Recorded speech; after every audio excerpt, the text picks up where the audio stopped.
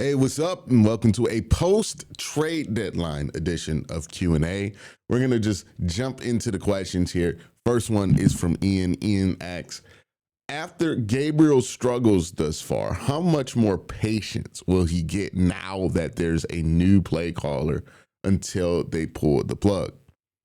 I've been saying since Gabriel got the start in week 4 that week 5, my bad, not week 4, that he's going to get 6 weeks, right? They're going to give him 6 weeks, and after 6 weeks, that's when they're going to consider moving on. I think the change of play caller more than likely accelerates this than slows it down. I think he's going to get to the Baltimore game. I think these next 2 weeks, they're going to maybe spread the ball out a little bit more, put him in more of a spread, which he should be a little bit more comfortable with, and really see if he could push the ball downfield or not. I mean, we've seen some of it. It's not been promising. I think he's got 2 more weeks. If my money is on Gabriel getting this week against the New York Jets, however he looks versus the Jets is however he looks. But if he has, a less than promising game versus the Jets, maybe the Browns win, maybe they don't. And then he goes out and lays a stinker against the Ravens, which, let's be honest, we're all expecting. Then I think after that, they'll move to Sanders if he's healthy by then, which, surprisingly has been a little bit of an issue for Shedeur. So that's kind of the timeline. I think things are going to go down.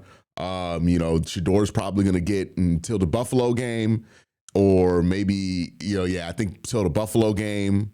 And then after the Buffalo game, I think they're going to play Bailey Zapp and, kind of sunset the season the same way they sunset it last year. We'll see what happens. Like, obviously, Shedeur could play really well and keep the job to the end of the season. But, I think Gabriel's going to get like 2 more weeks here. I think that's what we're really looking at. And after the Baltimore game, they will probably look to make a change at quarterback. We'll see if I'm correct, but that's been my read on it all season. All right, Dr. Maggie says this. What's the percentage that the Browns would pursue Garrett Wilson in the offseason?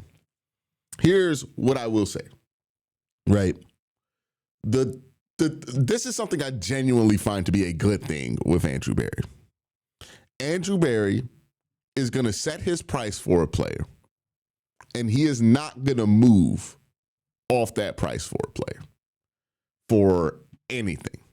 If he wants to trade a player and he's not getting trade calls that are equal to or greater than the value of the player that he has, he's not going to trade him. And if he's trying to trade for a player, he has a price in mind that he thinks is fair, and he's not going to compromise for anything that is, he's not going to compromise for a price for a player that is higher than the price that he has set. This can sometimes result in the Browns not doing anything during the trade deadline. This can sometimes result in a lot of trade rumors, but not a lot of trades happening. But also what it results in is that the Browns are making trades that make sense for them when they do make trades. So when it comes to Garrett Wilson, Andrew has a price in mind for Garrett Wilson that he thinks is fair. And unless the price for Garrett Wilson comes down, then Andrew isn't going to make that deal. The situation that the Jets are in, I think that they're in a situation where Garrett Wilson's price is only going to rise for them over the next few months. And that's going to mean that Andrew Berry and the Jets are not going to really meet there at Garrett Wilson this offseason. The Jets just acquired a ton of picks. The Jets are clearly moving forward with the ideal of getting a new quarterback. The Browns and the Jets seem like the 2 teams that are the most hell-bent on getting a quarterback in this year's draft. They are both competing for the top draft pick. And, you know, right now the Browns have the strength of schedule advantage. The Jets have one less games than the Cleveland Browns. And objectively look like a worse team than the Cleveland Browns. So we'll see which one ends up getting the pick that they want there. You know, I wouldn't really count out the fact that, like, the Jets could win some games down the stretch and really surprise some people, you know, the same way that Dan Campbell did in Detroit, you know, when his first year there, Aaron Glenn being a Dan Campbell disciple. So the Jets trading Garrett Wilson to the Browns, it just doesn't make a ton of sense to me. It doesn't make a ton of sense for the Browns to be the recipient of it. And the reason it doesn't is because we know how Andrew Berry trades. I don't think there's a world where the price for Garrett Wilson drops to the point to where it makes sense for the Browns to go after him. I think Garrett Wilson's value is only going to go up. They're going to draft the quarterback. They're going to want a wide receiver for their quarterback.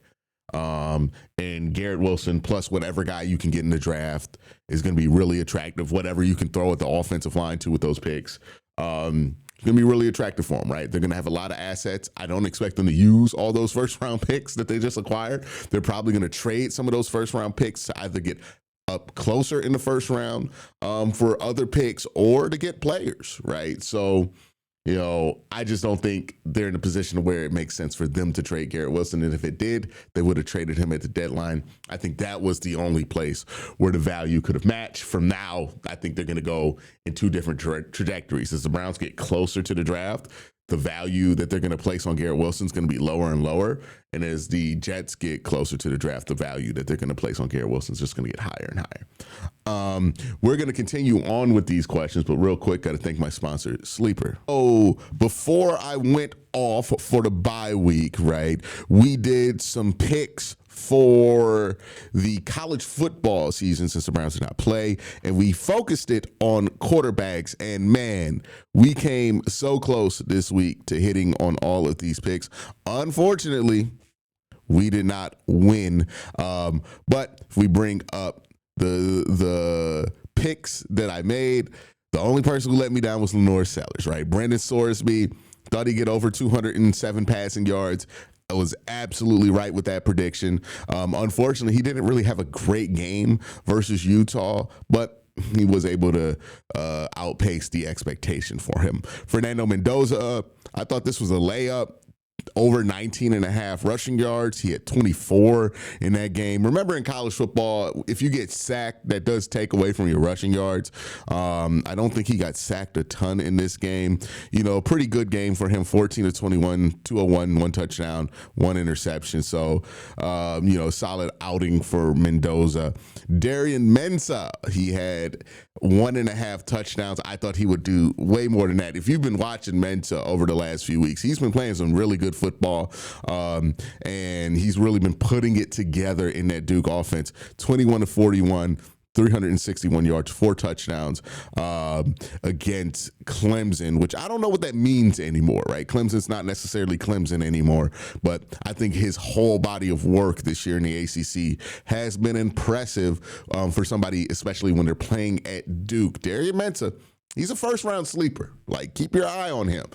You know, Sorsby has been getting some noise in the first round. I think Mensah can get some noise in the first round. Not really sure if he's going to come out this year, but if he does come out this year, he could be a huge prospect in this class, or a huge sleeper in this class, because I think he has a lot of the intangibles that people like about the quarterback position.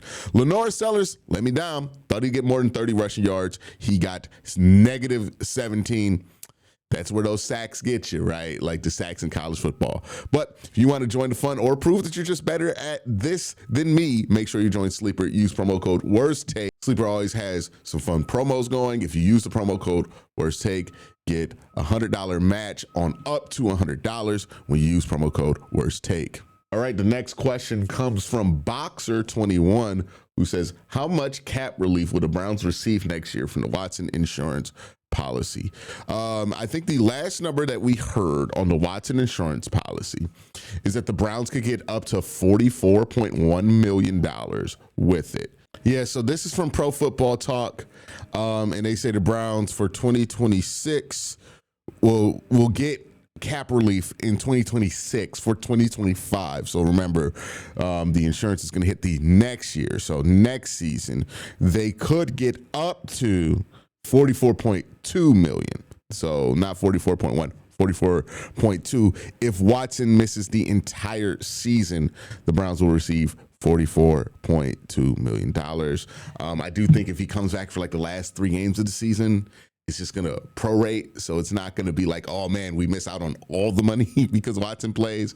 It's just going to be like, hey, instead of getting 17 games of cap relief, you get, 14 games of cap relief, which would be largely left untouched because I think so much of this is wrapped up in his signing bonuses, not really his base salary. So I don't think it would have a huge effect on it. But yeah, they would get about $44 million cap relief. If you look at Deshaun Watson's cap number next year, it's about $60 million, I believe. So, you can do some basic math there that would basically make his cap number pretty negligible for next year. I think, me personally, it allows you to cut him. I'm not 100% sure where they're at on that. But we'll see what they do. The technically smart thing to do, as far as money goes, is to keep Deshaun Watson on the roster next year, restructure his contract next year, and keep kicking the can down the road as the salary cap keeps increasing. And that makes sense. Me personally, I get it. I understand it will save a couple of $1 million if we do it that way. I just want the dude off the team, right? And if they could feasibly cut him this offseason with the insurance payout that they're going to get, and that's not going to mess up anything, I would be more than okay with it. Give him a post-June 1st cut. But yeah, understanding that, it's not going to be the best thing short term for you. But I just want to be over with it, right? Like, if you want to get a quarterback and you want to turn the page offensively from where you've been, I think you got to do it all the way, right? You can't just keep Deshaun Watson back there lingering, right? But that's just me personally. Let's go to the next question. Hey, Sean. Hey, Sean Ward says this. Haven't looked into it personally, but what direction should the Browns go this offseason with free agency and the draft? O-line in free agency and quarterback and other skill positions in the draft, or a mixture of both? The O-line overhaul is imminent. I think you're going to be able to do both, right? You're going to address some of the offensive line in free agency. You're going to address some of the offensive line in the draft. You're going to address some of the skill positions in free agency. You're going to address some of the skill positions in the draft. The Browns have plenty of draft picks to be able to address a lot of these things, right? Quarterback, you probably want to get your starter from the draft. If you're going to take one in the first round, if you feel strongly about one in the first round, maybe you want to get your backup in free agency, or maybe you're okay with Dylan Gabriel and Shedeur Sanders backing up your rookie quarterback. That's going to be a conversation that they need to have, in the offseason after they see some of these guys play. But, as far as how they're going to attack things, they're going to have to use both. They're going to have to make some trades here and there, right? Especially on the offensive line. They're probably going to bring back guys that make sense to bring back. I think Wyatt Teller makes sense to bring back. You're going to owe him a bunch of money in void years anyway, so you might as well turn those void years into actual, instead of it being dead cap space, turn it into a player, right? So just give Wyatt Teller a very cheap extension. I think you could probably do the same thing for Jack Conklin. You wouldn't rely on Jack Conklin, but having Jack Conklin there, even if he's only there for like 8 games, would be helpful. You would have to probably replace center, probably have to replace guard. You got to see what's up with DeJuan Jones and see if you just want to factor him into that right tackle conversation, even though he's also unreliable. And then you're going to probably look to go and replace a tackle, a guard, and a center. Maybe Luke Whippler's your center of the future. I'm not really sure how they feel about him. But, tackle, guard at the very least. Maybe you get a guard in free agency. I think it's better you can get a guard in free agency. Maybe you tackle offensive tackle in the draft. There's going to be a bunch of different ways you could do it. You might trade for an offensive tackle, right? You might use one of those 5th-round picks to get a guy on a prove it. There's a lot of different ways that they could solve these problems. The good news is that they actually have the resources to realistically put a dent in a lot of these issues that they have offensively. The next question comes from De Niro, who says, hey, Q, should we trade for KYLER Murray if he's available? So I'm not going to act like there's not a scenario where trading for KYLER Murray doesn't make sense or does make sense for the Browns. There are scenarios where that happens. Let's say the Browns went out for the rest of the season, right? I don't know how many games they have left, but let's say the Browns somehow end up with like the 15th pick in the draft, and they're out of range for a quarterback that they like. Let's say they only like 2 or 3 of these guys, right? They like Dante Moore, they like Ty Simpson, they like Mendoza, but they're not a fan of anybody else past that point in the first round. And those guys go 1, 2, 3, and the Browns have the 15th pick. Or those guys are projected to go 1, 2, 3. The Browns have no way into the top 3, and they have the 15th pick. At that point, I do think you got to consider making a move for a KYLER Murray, or, you know, kicking the doors on a Matt Stafford or something like that, and seeing what's available, because that's better than reaching for a quarterback in the first round or in the second round, right? So would I want that to be the Browns' first option? Hell no, right? My first option would be, hey, I think there are some solid quarterbacks coming out in this class. Let's get one. You know, I think there are 3 guys who have a solid chance to be good. We don't know if they're going to be good, but they have a solid chance to be good given what we've seen from them in college. And then, you know, take the swing there. But if you can't take that swing because you win too much or whatever, then KYLER Murray, Tua, these become your next thing, right? The reclamation projects. Now, I think KYLER Murray is much less of a reclamation project than Tua, but similar principles apply. I think KYLER Murray is about the same age as Tua as well. So, you know, those would be your like next options, and, you know, you would have to use some draft resources to get them. So should we trade for KYLER Murray? It's not my first option. It's not my second option. It's not my 4th option. It's not my 5th option. But it is something that I do think you have to consider is on the table for the Cleveland Browns.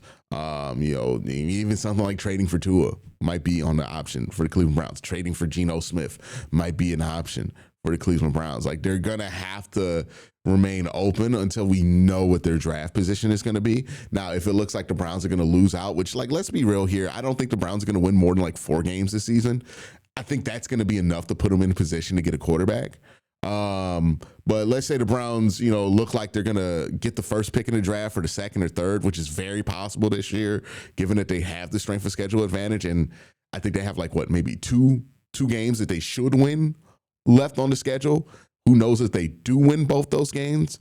All the other games that they have on the schedule, I can easily see them losing. But, you know, if they get to that point, then obviously KYLER Murray's not an option. You just go in the draft. You keep it as simple as possible. But yeah, I think KYLER is something that you have to consider if they start to win more. The more they win, the more you consider KYLER Murray. How you feel about that, your mileage may vary. But that's where they're going to have to be at. Matthew says, what's worse, the Browns offense or the Bengals defense? What's better, the Bengals offense or the Browns defense? I don't know. I honestly don't know the answers to these questions. You know, the Browns offense is just as bad as the Bengals defense is. I will say the Browns offense did play the Bengals defense, and the Browns offense only got 17 points. Really should have got like 20, but still didn't score a ton of points. And the Bengals offense played the Browns defense and got completely shut down with Joe Burrow. So, unstoppable force, immovable object, probably a stalemate on both of these questions. But thank you guys for asking these questions. Y'all have a great day. Have an even better night. Peace.